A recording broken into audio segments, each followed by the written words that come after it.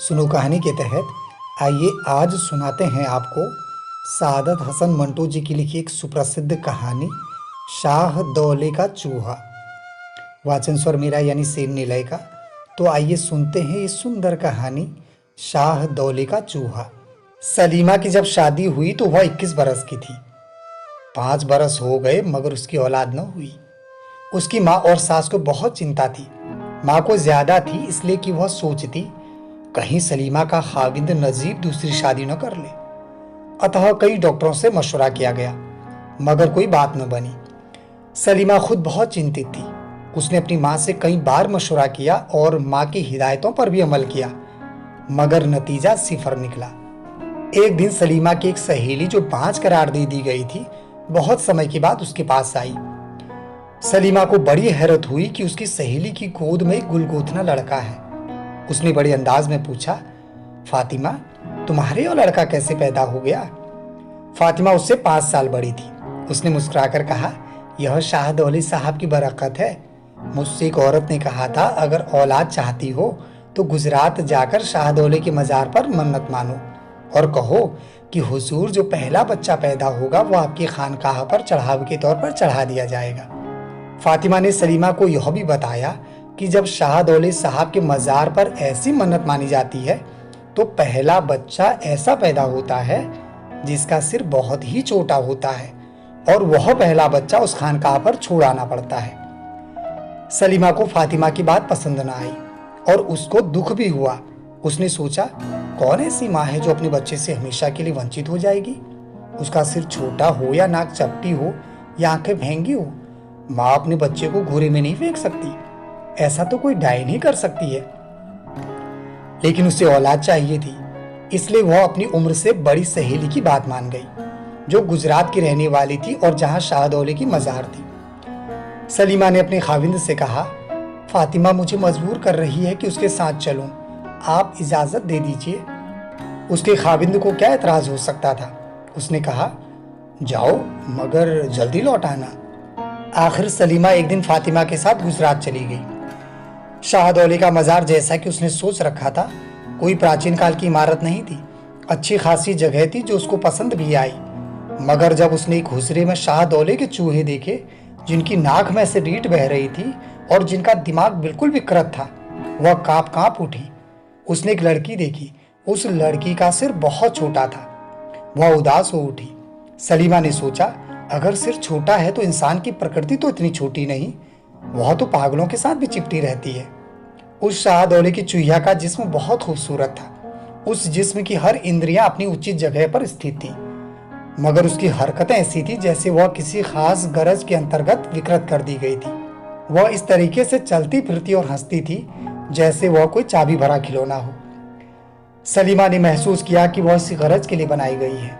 इन तमाम आभासों के बावजूद भी उसने अपनी सहेली फातिमा के कहने पर शाह दौले साहब के मजार पर मन्नत मांगी कि अगर उसके बच्चा हुआ तो वह उनकी भेंट कर देगी। इधर डॉक्टरी इलाज भी सलीमा ने जारी रखा। 2 माह के बाद बच्चे की पैदाइश के आसार पैदा हो गए। वह बहुत खुश हुई। निश्चित समय पर उसके लड़का हुआ। गर्भ के दौरान में चूंकि चांद ग्रहण लगा था इसलिए लड़के के दाहिने गाल पर एक छोटा सा धब्बा था जो बुरा नहीं लगता था। फातिमा ने आते ही कहा कि उस बच्चे को फौरन शाह दौले साहब के हवाले कर देना चाहिए। कई दिनों तक वह टाल मटोल करती रही। उसकी ममता नहीं मानती थी कि वह अपना जिगर का टुकड़ा वहां फेंक आए। फातिमा ने कहा, यह कोई ऐसी बात नहीं है जो तुम बहाने के तौर पर इस्तेमाल कर सको। तुम्हारा यह पहला बच्चा शाह दौले साहब की मिल्कियत है और इस पर तुम्हारा कोई हक नहीं। अगर तुम अपने वायदे से फिर गई तो तुम पर ऐसा कष्ट आएगा कि सारी उम्र याद रखोगी। सलीमा डर गई। न चाहते हुए भी उसको अपना प्यारा गुलगोथना सा बेटा गुजरात जाकर शाह दौले साहब के मजार के हवाले करना पड़ा। वह इस कदर रोई, उसको इतना सदमा हुआ कि वह बीमार हो गई और 1 बरस तक जिंदगी और मौत के दरमियान लटकी रही। उसको अपना प्यारा बच्चा भूलता ही नहीं था, खास तौर पर उसके दाहिने गाल का छोटा सा धब्बा जिसको वह अक्सर चूमा करती थी क्योंकि उसको बहुत अच्छा लगता था। उससे एक क्षण के लिए भी अपने बच्चे को भुलाया न जा सका।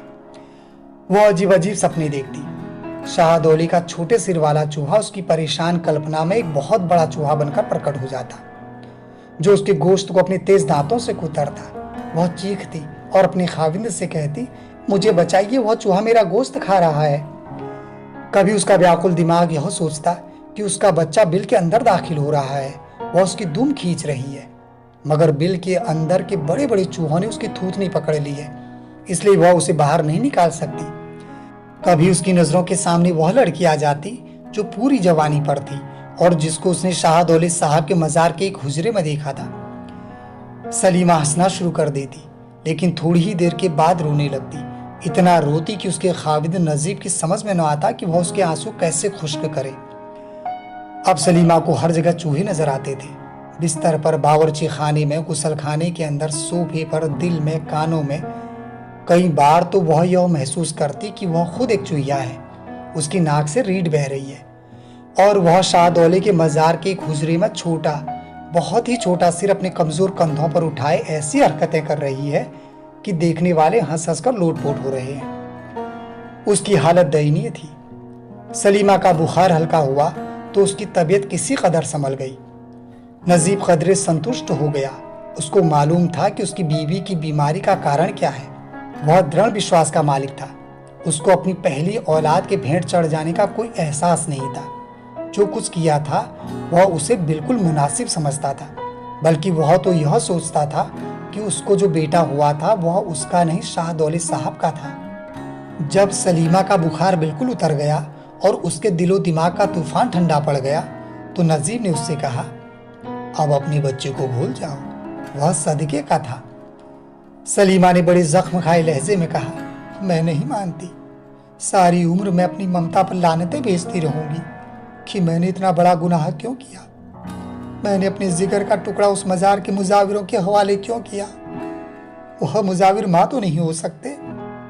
एक दिन वह गायब हो गई और सीधे गुजरात जा पहुंची। वह 7-8 रोज तक वहां रही। उसने अपने बच्चे के बारे में बहुत पूछताछ की, मगर कोई अता पता न मिला।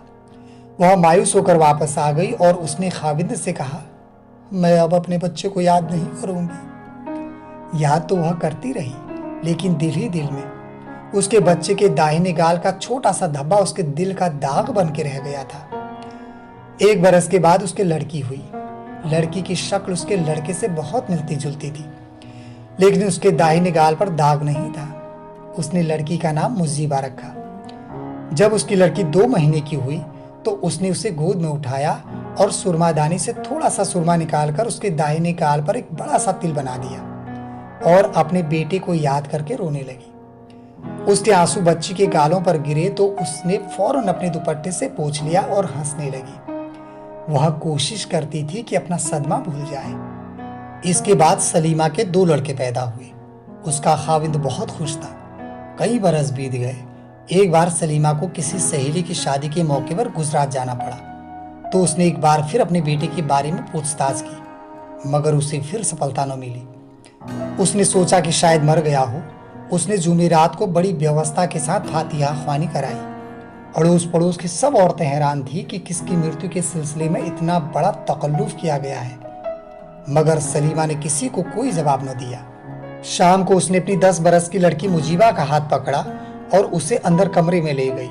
फिर उसने सुरमे से उसके दाहिने गाल पर एक छोटा सा धब्बा बनाया और उसको देर तक चूमती रही। वह मुजीबा ही को अपना गुमशुदा बेटा समझती थी। अब उसने अपने बेटे के बारे में सोचना छोड़ दिया, इसलिए कि फातिहा ख्वानी कराने के बाद उसके दिल का बोझ हल्का हो गया था। उसने अपनी कल्पना में उसकी कब्र बना ली थी, जिस पर वह कल्पना में ही फूल भी चढ़ाया करती थी।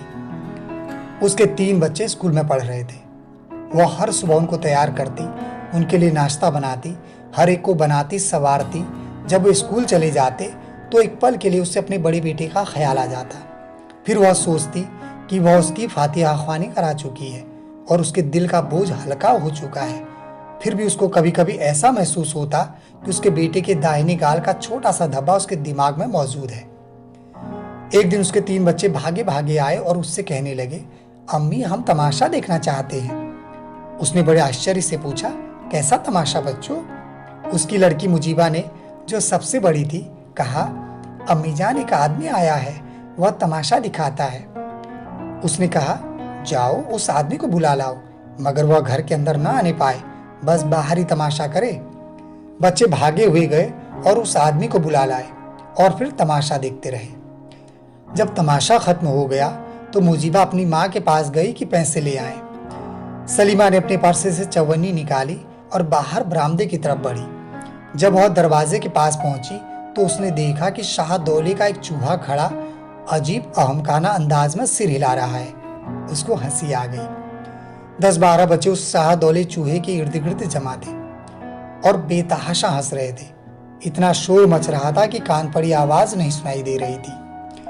सलीमा चवन्नी हाथ में लिए आगे बढ़ी और उसने शाहदौले के चूहे को देना चाहा, मगर उसका हाथ आपसे आप एकदम पीछे हट गया, जैसे उसे बिजली का करंट छू गया हो। उस चूहे के दाहिने गाल पर एक छोटा सा धब्बा था। सलीमा ने गौर से उसकी तरफ देखा। उसकी नाक से रीढ़ बह रही थी। मुजीबा ने, जो सलीमा के पास खड़ी थी, अपनी माँ से कहा, यह चूहा, अम्मी जान, इसकी शक्ल मुझसे क्यों मिलती है? मैं भी क्या चूहिया हूं? सलीमा ने उस शाहदौले के चूहे का हाथ पकड़ा और उसको अंदर ले गई। दरवाजा बंद करके सलीमा ने उसको चूमा, उसकी बलाएं उतारी। वह उसका बेटा था। उसने कहा, बेटे मैं तेरी माँ हूँ। शाहदौले के चूहे ने बड़े भद्दे ढंग से उसे देखा और फिर अपनी नाक की सिनक आस्तीन से पोंछकर सलीमा के सामने हाथ फैलाया। 1 पैसा। सलीमा ने अपना पर्स खोला और 100 रुपए का एक नोट निकाला और बाहर जाकर उस आदमी को देने की कोशिश की जो उसके बेटे का तमाशा बनाए हुए था। उस आदमी ने यह कहकर इनकार कर दिया कि वह इतनी कम कीमत पर अपनी रोजी के जरिए को नहीं बेच सकता। सलीमा ने उसे अंत में 500 रुपए में राजी कर लिया। वह रकम अदा करके जब कमरे में आई तो बेटा गायब था। मुजीबा ने उसको बताया कि वह पिछवाड़े से बाहर निकल गया था। सलीमा की कोख पुकारती रह गई, बेटा वापस आ जाओ, मगर वह ऐसा गया कि फिर लौट के ना आया।